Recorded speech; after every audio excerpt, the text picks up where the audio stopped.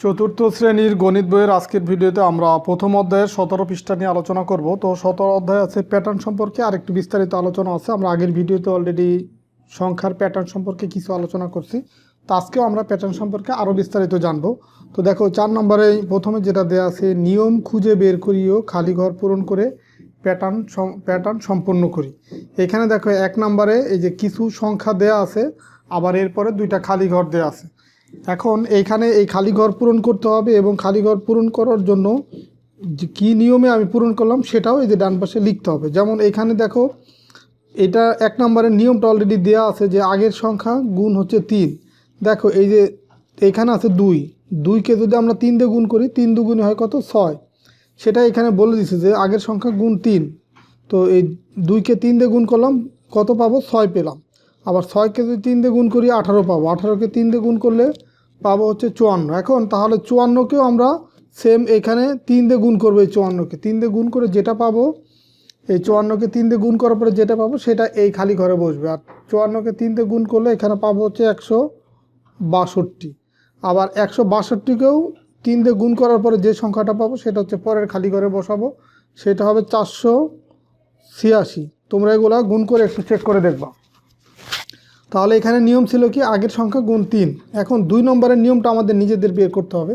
দেখো 4, 8, 16, 32। এখন 4কে যদি আমরা 2 দিয়ে গুণ করি 8 হয়, আবার 8কে 2 দিয়ে গুণ করি 16 হয়, 16কে 2 দিয়ে গুণ করলে 32 হয়। তার মানে মিলে যাচ্ছে। তার মানে 2 নম্বরের নিয়ম হচ্ছে এই আগের সংখ্যা গুণ হচ্ছে 2, মানে আগের সংখ্যা গুণ 2। তো এখন তাহলে এই 32কে যদি আমরা 2 দিয়ে গুণ করি তখন এখানে পাবো হচ্ছে 64। আবার 64কে যদি 2 দিয়ে গুণ করি এখানে পাবো হচ্ছে 128। এটা হয়ে গেল। 3 নম্বরে দেখো 1, 5, 25। তো এর 1কে যদি আমরা 5 দিয়ে গুণ করি তাহলে কত পাবো 5 পাবো। আবার 5কে যদি 5 দিয়ে গুণ করি 25 পাবো। তার মানে এইটুকু মিলে গেল। তার মানে এটা হচ্ছে আগের সংখ্যা গুণ হচ্ছে 5। আগের সংখ্যা গুণ কত 5। তাহলে 25কে যদি আমরা 5 দিয়ে গুণ করি 5 25 হবে 125। আবার 125কে যদি আমরা 5 দিয়ে গুণ করি তখন এখানে পাবো 625। আচ্ছা 4 নম্বরটা দেখো 3, 12, 48 এই প্যাটার্নে আছে। তো এটা নিয়মটা আগে বের করব। দেখো 3কে যদি আমরা এই কত দিয়ে গুণ করলে 12 পাবো, 3কে যদি 4 দিয়ে গুণ করি তখন পাবো কত 12। আবার 12কে যদি 4 দিয়ে গুণ করি তাহলে পাবো 48। তাহলে এখানে নিয়মটা হচ্ছে আগের সংখ্যা গুণ হচ্ছে 4, মানে প্রত্যেক ক্ষেত্রে মানে আগের সংখ্যা 4 দিয়ে গুণ করলে আমরা পরের সংখ্যাটা পাবো। তো এখন 48কে যদি 4 দিয়ে গুণ করি 192 পাবো। এখন আবার 192কে যদি 4 দিয়ে গুণ করি 768 পাবো।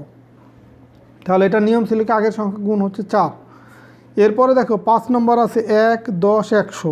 তো এটা নিয়ম কি 1কে যদি আমরা 10 দিয়ে গুণ করি তাহলে 10 পাবো, 10কে যদি 10 দিয়ে গুণ করি 100 পাবো। তার মানে এটা নিয়ম হচ্ছে আগের সংখ্যা গুণ হচ্ছে 10। এখন 100কে যদি আমরা 10 দিয়ে গুণ করি তাহলে পাবো হচ্ছে 1000। আবার 1000কে 10 দিয়ে গুণ করলে পাবো 10,000। তো এইভাবেই তোমাদের প্যাটার্নগুলোর থেকে কত দিয়ে গুণ করলে তুমি পরের সংখ্যাটা পাবা সেই নিয়মটা বের করে এই খালি ঘরগুলো পূরণ করতে হবে। এরপরে 2 নম্বরে দেখো এইখানে একটা প্যাটার্ন আছে 3, 2, 7। 3, 2, 7 এইভাবে আছে একটা প্যাটার্ন। এখানে কিছু খালি ঘর দেওয়া আছে। এখন দেখো এই 3-এর পরে আছে 2, 2-এর পরে আছে 7। তা আবার দেখো এইটুকু রিপিট আছে এখানে। দেখো এই 3, 2, 7 এখানেও আবার 3, 2, 7। আগেরটা যেমন আমরা দেখলাম যে কিছু কোনো সংখ্যা দিয়ে গুণ করলে মিলে যায়। তো এখানে দেখো এটা 3-এর পরে এইটা ছোট সংখ্যা, আবার তারপরে আবার বড় সংখ্যা। তো এটা গুণ করে বা যোগ বিয়োগ করে এটা মিলবে না। এটা দেখো 3, 2, 7 এই সংখ্যাগুলো আবার রিপিট আছে 3, 2, 7। তার মানে এই 3, 2, 7 বারবার এই 3, 2, 7ই হবে। তার মানে 3 এরপরে কত হবে এই খালি ঘরে 2, এরপরে দেখো এই যে 7 মিলে যাচ্ছে। আবার তাহলে এখানে হবে 3, 2, এখানে হবে 7। দেখো মিলে যাচ্ছে এখন। তো এরকমও কিন্তু প্যাটার্ন হতে পারে। এরপরে দেখো নিচের দিকে আরও 2টা ম্যাথ আছে যে নিয়ম খুঁজে খালি ঘর পূরণ করে প্যাটার্ন সম্পন্ন করি। এখানে দেখো 1, 3, 5 মানে 1-এর পরে 3 মানে 2 বাড়ছে, আবার 3-এর পরে 5 2 বাড়ছে, আবার এখানে 1। তার মানে নির্দিষ্ট নিয়মে কিন্তু শুধু যদি আমি যোগ করি তাহলে কিন্তু হবে না। এখানে দেখো 1, 3, 5 আবারও 1 3 5 আছে, তার মানে এই 1 3 5 এটা রিপিট আছে, মানে বারবার 1 3 5ই আছে।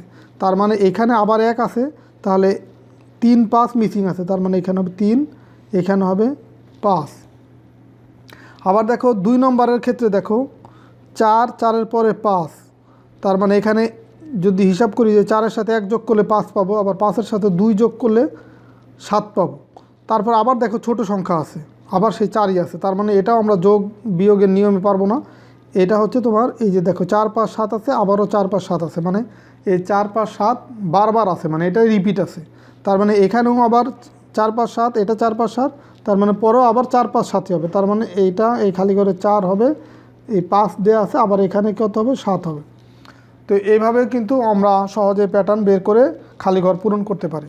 তো আমরা দেখলাম যে 16 পৃষ্ঠায় ছিল যোগ এবং বিয়োগের মাধ্যমে কিভাবে প্যাটার্ন পূরণ করতে হয় সেটা দেখলাম। তো 17 পৃষ্ঠা আজকে দেখলাম যে কিভাবে গুণ করে আমরা প্যাটার্ন মানে প্যাটার্ন সম্পূর্ণ করতে পারি বা খালি ঘর পূরণ করতে পারি, বা রিপিটের মাধ্যমে প্যাটার্ন কীরকম হয় সেটাও আজকে দেখলাম। তো ঠিক আছে, সবাই ভালো থাকো, সুস্থ থাকো, কথা হবে পরবর্তী ভিডিওতে। পরবর্তী ভিডিওতে আমরা 18 পৃষ্ঠা নিয়ে আলোচনা করব।